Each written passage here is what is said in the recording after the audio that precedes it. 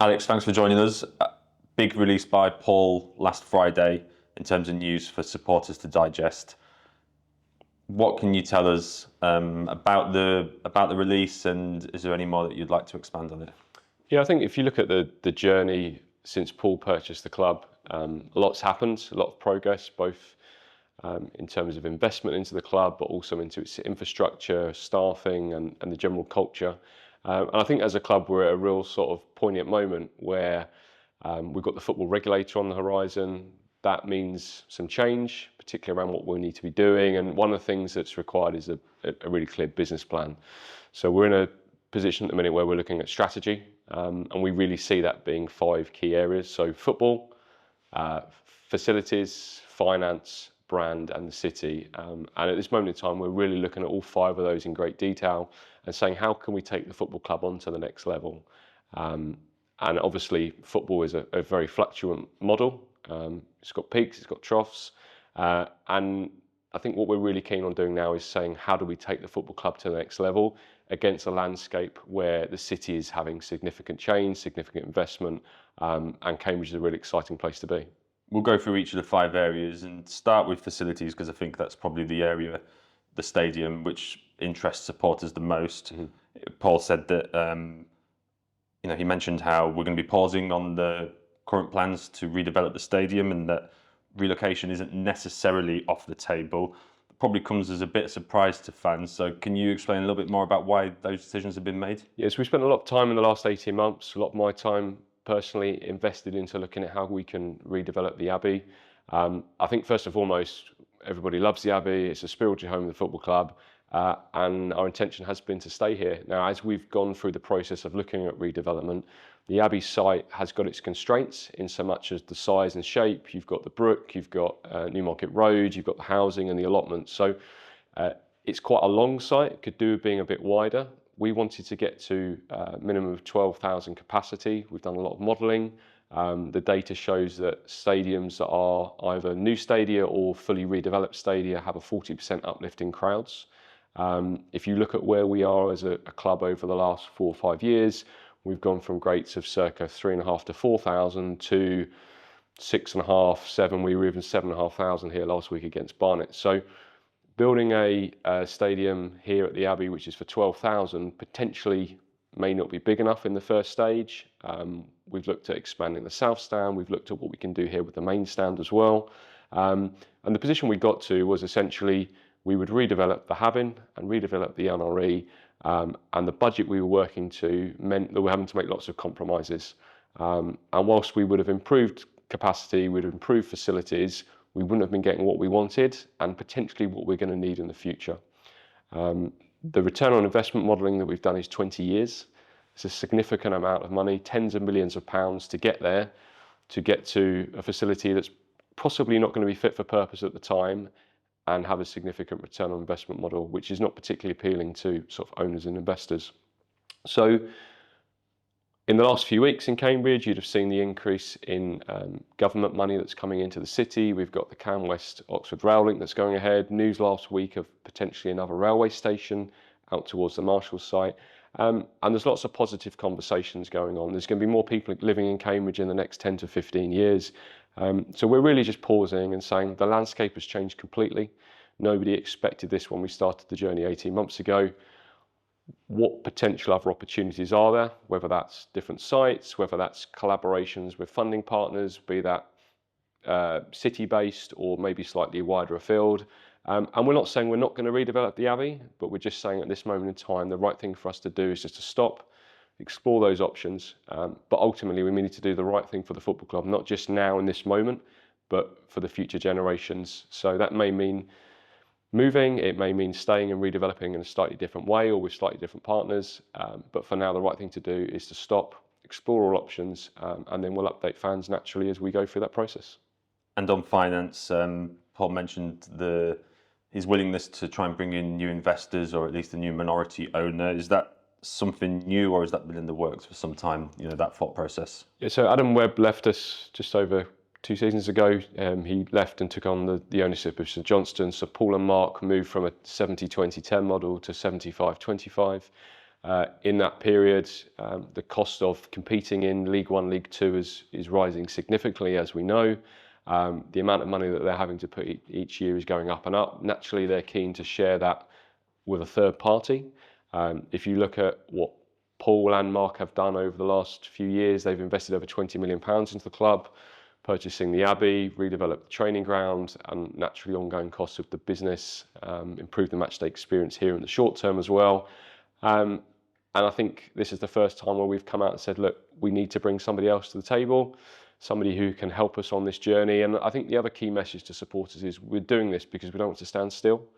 The easy thing to do would be to stop, stand still, keep doing what we're doing, shelve the stadium project completely, but we're not doing that. We're saying we're bringing somebody in, let's continue on the curve that we're going off the pitch. There's a really exciting future here for the club, really exciting future here in the city.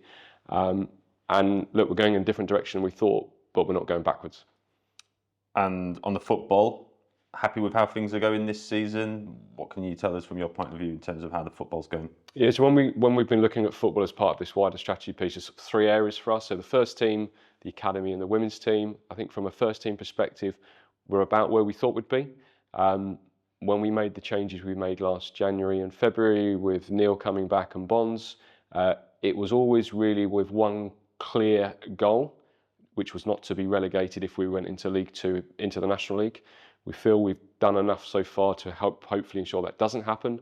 We wanted to stay in League One. That was a couple of games too far. Maybe we could have acted early in terms of making those changes, but hindsight's a great thing.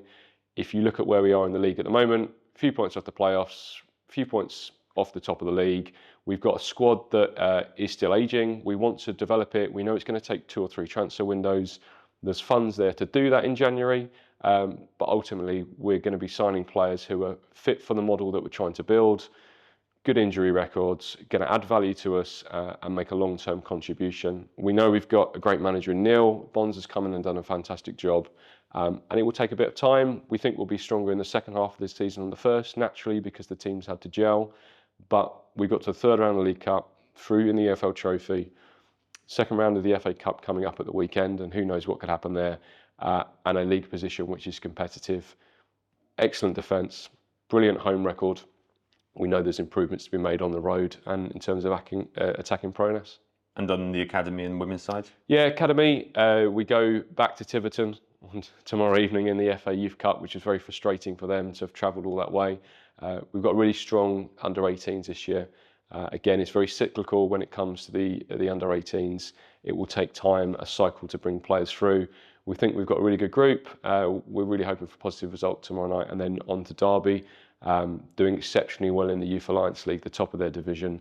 And again, probably shows the hard work that's been going on over the last few years in doing that. Really pleased with what we're doing in the younger age groups. We've had some sales go on for some reasonable amounts of money, and we've got a really nice group coming through. And then in terms of the women's side, again, this year was a year we wanted to push the bar a little bit more. Gisela Otten has joined the main board and chaired the women's board, and we've also brought in Mark Bryan and Liz Pamplin onto that. We've seen some really strong attendances, record attendance here a few months ago for the QPR game. 50% win record for the women's team to date. And the one thing that we're really pleased about is the integration of the 18s and some of those players now coming through into the first team.